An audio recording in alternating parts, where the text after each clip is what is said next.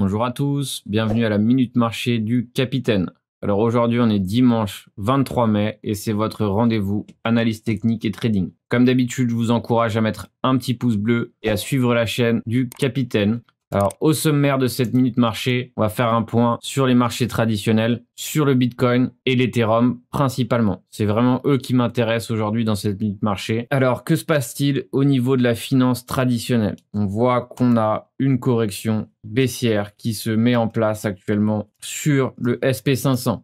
Alors depuis ce 11 mai, ce 10 mai où j'ai annoncé la Minute Marché, où j'ai parlé qu'il serait préférable de se maintenir au-dessus des 114, depuis ce sell-off finalement, on n'a pas récupéré encore sur le SP500. Donc maintenant, on a une tendance baissière qui est en train de s'installer. Comme vous pouvez le voir, on a eu ici, on a un éventuel double top qui se dessine. Donc, possible finalement que si on franchit ce creux ici à 4057 points, on aille ici sur la résistance des 3987 points. Donc pour l'instant, tant que ici, le SP500, le Nasdaq aussi, on va faire un petit tour sur le Nasdaq qui lui aussi est baissier. Tant que ces marchés sont baissiers, il y a de fortes probabilités pour que les cryptos soient embarqués avec. Alors, la petite nouveauté, c'est que dernièrement, c'est l'or, lui, qui discrètement est en train de redevenir haussier. Comme vous pouvez le voir maintenant, on a un V-bottom qui s'est installé sur l'or et il est maintenant donc en tendance haussière weekly. Donc pour l'instant, on est sous résistance ici des 0,5 de Fibonacci du dernier mouvement baissier.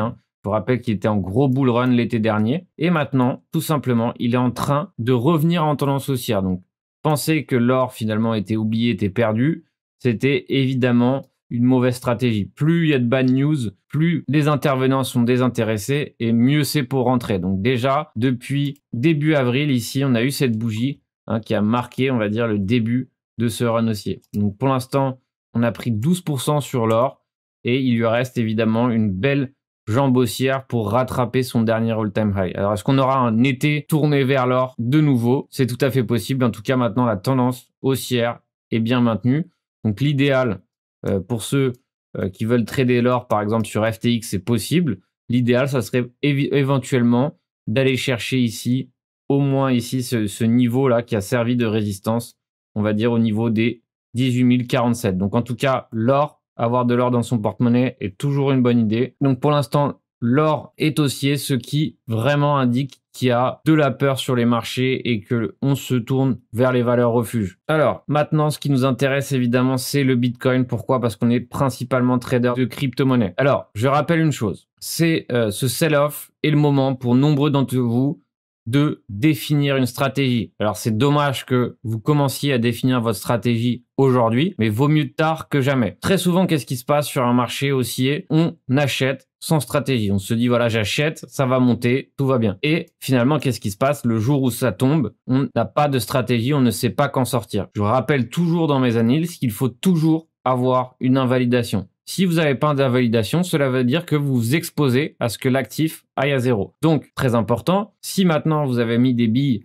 dans les crypto-monnaies, définissez votre stratégie. À quel moment vous souhaitez sortir? Est-ce que vous êtes là pour 1 an, 2 ans? Et dans ces cas-là, si c'est le cas, vous pouvez profiter de ce moment pour continuer ou éventuellement commencer un dollar cost averaging. J'ai la stratégie détaillée. Je vous laisse l'article ici en dessous. Donc, ça veut dire acheter chaque semaine un petit montant de Bitcoin sur le long terme. Et c'est une stratégie qui s'est toujours révélée gagnante. Pareil, si vous avez des coins pour lesquels vous avez fait des recherches extrêmement poussées, pas juste l'avis de quelqu'un d'autre, des recherches poussées que vous croyez dur comme fer au projet, dans ces cas-là, vous faites un dollar cost averaging et vous vous désintéressez de ce marché. Vous achetez automatiquement un certain montant par semaine. Et là, vous revenez dans 1 an en espérant que votre pari soit réussi. 1 an, 6 mois, 2 ans, etc. Je rappelle que le dollar cost averaging fonctionne sur la durée. Donc, si vous êtes investisseur, ça sert à rien de regarder son porte-monnaie tous les jours, tout simplement parce que l'investissement est quelque chose qui est long. Il faut être patient. Donc, c'est très important que vous définissiez votre profil. Trader sur les marchés financiers, donc ça, c'est un autre profil. Ça demande de l'expertise, ça demande de l'expérience, ça demande finalement d'avoir du temps, de s'impliquer. Et malheureusement, très souvent, on croit que c'est facile de trader et c'est facile lorsque tout monte. Sauf qu'au bout d'un moment, le marché punit la majorité des intervenants de ce marché. C'est ce qui s'est passé. Est-ce qu'on est en bull, en bear? C'est encore très tôt pour définir le stade sur lequel on est sur les marchés. Mais ce qui est sûr, c'est que maintenant, c'est un marché de traders. C'est un marché de traders expérimentés. Tout simplement parce que là, il va falloir, toujours avoir des stop-loss, toujours avoir des invalidations, avoir des targets plus restreintes.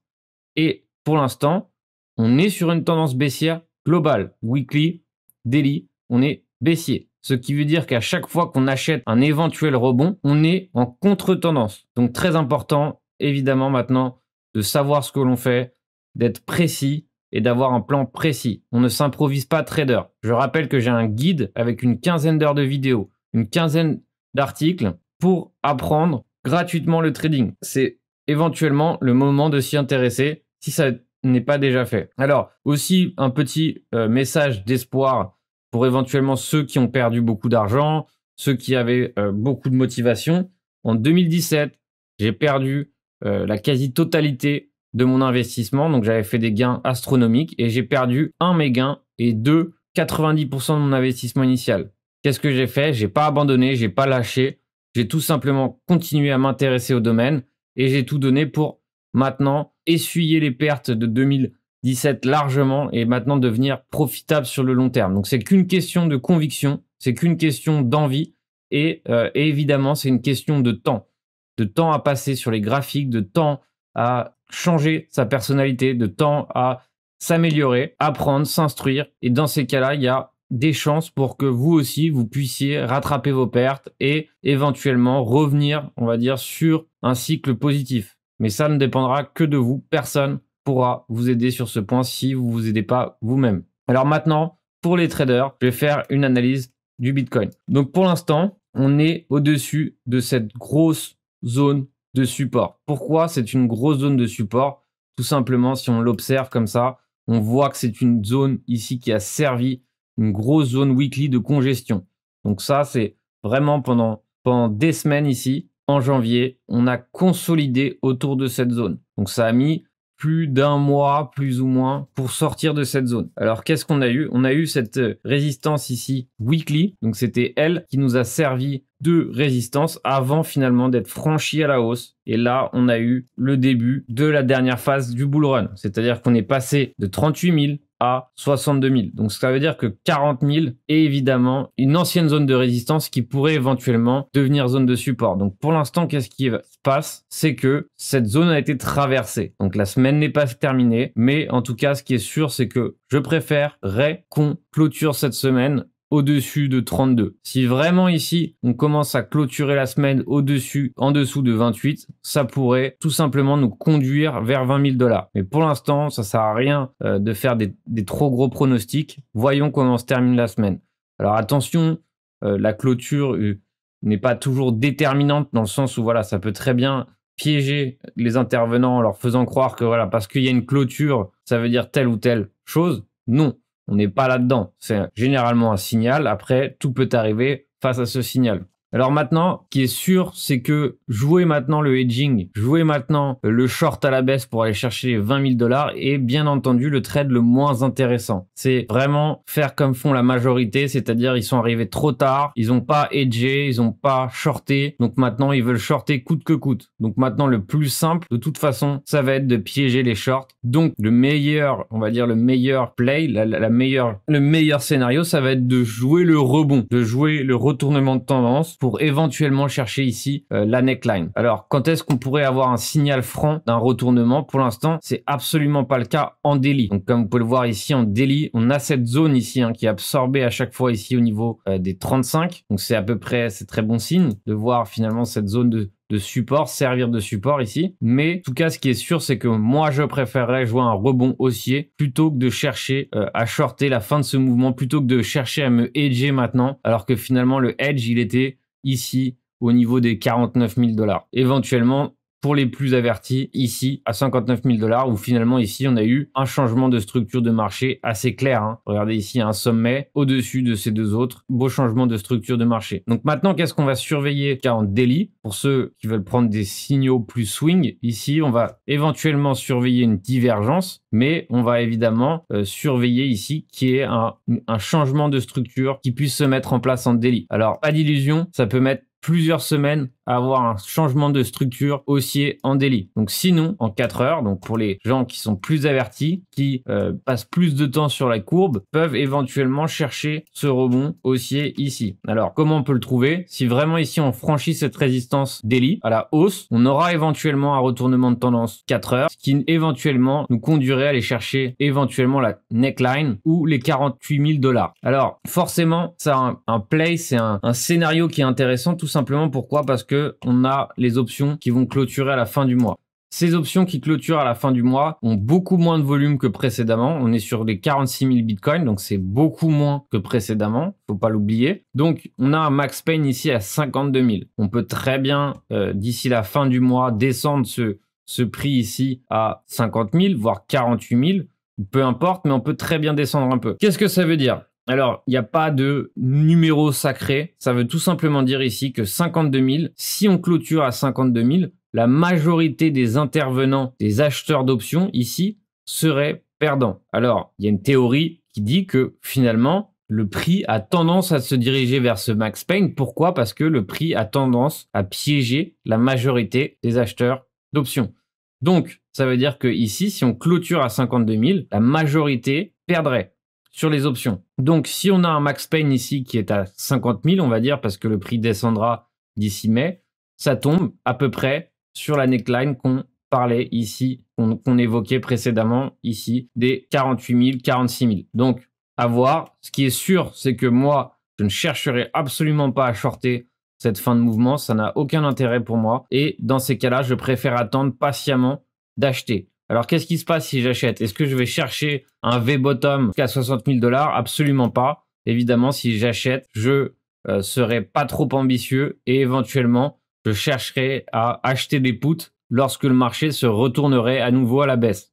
Tout simplement parce que là, on va rentrer dans un range assez lourd qui va essayer d'éjecter le plus d'intervenants possible du marché. Tout simplement pour que les nouveaux entrants se désintéressent et que la majorité finisse par capituler, abandonner, lâcher leur position, peut-être au profit de d'autres qui, eux, sont encore convaincus que c'est pas fini. Mais encore une fois, tant que tout le monde sera optimiste que c'est un rebond, ça ne sera certainement pas un rebond. Alors, que se passe-t-il au niveau d'Ethereum? Ethereum est maintenant à retracer 100% de son dernier mouvement haussier. Donc vraiment, c'est un sell-off massif ici. Pareil, ici, on a eu un changement de structure de marché. Donc, n'oubliez pas, essayez pour la prochaine fois de voir à quoi ressemble un changement de structure. Comme vous pouvez le voir ici, hop, hop, hop. La structure est maintenant baissière. Donc ici, lorsqu'on a eu un rebond ici, on a la confirmation de ce changement de structure. Et là, confirmation, confirmation. Donc là, c'est pareil.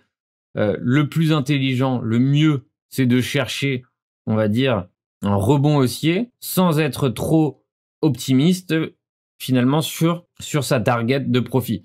Donc là, c'est pareil. En termes d'options, on a un max pain ici à 3 000 $. Donc aussi, on a 315 000 ETH. Donc c'est relativement plus que d'habitude au niveau des Ethereum. Je vous rappelle que dernièrement, Ethereum avait largement la cote au niveau du trading. Donc 3 000 $ semble être une target assez intéressante pour un max pain.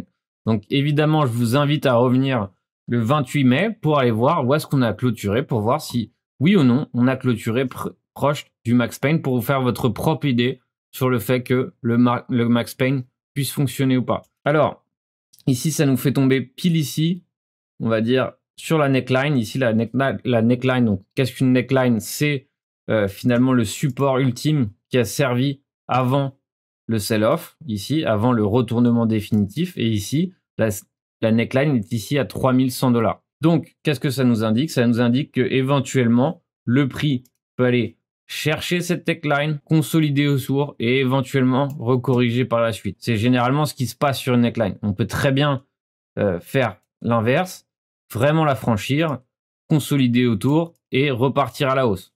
Il faut toujours essayer de comprendre tout ce qui peut se passer sur le prix.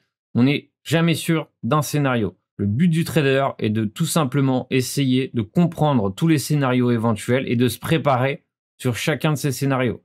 C'est ce qui se passe lorsqu'on est sur un marché comme celui-ci. On n'est plus sur un marché où quoi qu'il arrive, on a des mauvaises habitudes, on met pas de stop loss, pas d'invalidation, quoi qu'il arrive, le prix ira vers le haut. On n'est plus sur ce type de marché, on n'est plus sur un marché de débutants. J'en profite aussi pour relancer mon webinaire de débutant trading, placer un trade de A à Z. Donc, je vous apprends à structurer un plan de trading, à structurer un marché, à structurer le prix pour derrière avoir une stratégie de trading. Donc, c'est un webinaire qui vient compléter évidemment toute la formation gratuite que j'ai sur YouTube et sur mon site internet. Ça vous permet d'avoir une méthodologie sur l'ensemble de ce que je fournis gratuitement sur YouTube. Donc pour l'instant, Ethereum extrêmement baissier, donc c'est pareil. Si on vient chercher un achat sur Ethereum, on sera en contre-tendance. Donc qu'est-ce que ça veut dire? Ça veut dire que le prix aura plus de probabilité de finir par être attiré à nouveau vers le bas.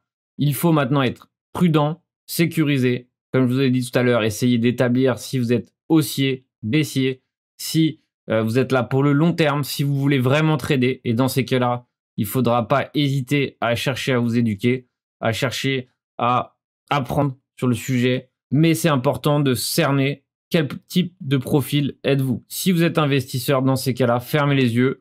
Attendez, tout simplement, patiemment. J'espère que vous aviez fait des recherches précédemment sur les projets que vous avez investis parce que pour l'instant, le marché des altcoins est terrifiant. C'est-à-dire que lorsque vraiment il y a un sell-off, vraiment il y a une tendance baissière, il y a le Bitcoin qui saigne, finalement, le marché des altcoins est terriblement pire. Donc c'est pour ça que maintenant la majorité des capitaux sont recentrés sur le Bitcoin, de toute évidence. Et tant que le Bitcoin est baissier, finalement, les altcoins seront aspirés vers le bas. Donc à un moment donné, lorsqu'on aura un Bitcoin qui devient haussier, on pourra éventuellement chercher des plays qui vont se mettre en place, des stratégies de rebond qui vont se mettre en place sur les altcoins. Alors comment trouver un rebond sur un altcoin? Tout simplement en partant du principe que la tendance haussière est haussière en 4 heures sur le Bitcoin, on pourrait éventuellement chercher des divergences ici qui se mettraient en place ici en 4 heures au minimum sur certains alts. Donc pour ma part, je vais privilégier les coins d'exchange comme éventuellement le BNB, le FTT, tout simplement parce que je sais que c'est des coins qui sont forts, qui ont été aspirés à la baisse tout simplement parce que quand tout descend, finalement, un, il y a des liquidations et deux, il y a du panic selling. Donc là, on est revenu sur des zones intéressantes. Donc quoi qu'il arrive ici, c'est une zone d'intéressante. On peut très bien avoir une invalidation qui se met en place, on va dire ici à 200 ou à 176.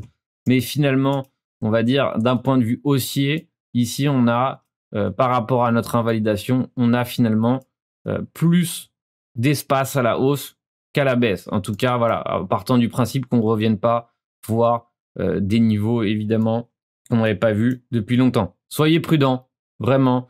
Des erreurs, si vous en avez fait, c'est normal. C'est commun, on en fait tous en trading. Il n'y a personne qui commence à devenir trader, investisseur sans faire d'erreur. Donc, comme je vous ai dit, c'est le moment de vous remettre en question, de revoir éventuellement ce que vous aviez mal fait. Il y a un livre que j'aime beaucoup qui m'a énormément appris sur la définition d'un business plan pour devenir trader. Ça s'appelle Super Trader de Van Terp. Donc, c'est vraiment un livre qui vous apprend finalement à définir tout simplement ce que vous cherchez, vos objectifs en tant qu'investisseur, en tant que trader. Très souvent, finalement, on arrive dans le trading, on pense qu'on va gagner, on pense que tout le monde gagne et que c'est facile. Loin de là. Donc vraiment, je vous conseille ce livre si vous voulez vraiment faire de votre trading quelque chose de sérieux, quelque chose qui vous rapporte de l'argent et pas qui vous coûte de l'argent. La minute marché est maintenant terminée. Je vous invite à mettre un petit commentaire, un petit pouce bleu et à suivre la chaîne si ça vous a plu pour contribuer à ce contenu, pour que je puisse continuer évidemment à faire ces minutes marché qui, je l'espère, vous sont utiles pour définir les supports, les zones intéressantes du marché. Bon trading à tous et on se retrouve évidemment sur mes réseaux sociaux, sur mon Discord et en live sur Twitch plusieurs fois par semaine où je fais des analyses techniques et j'analyse vos coins et je réponds à vos questions trading.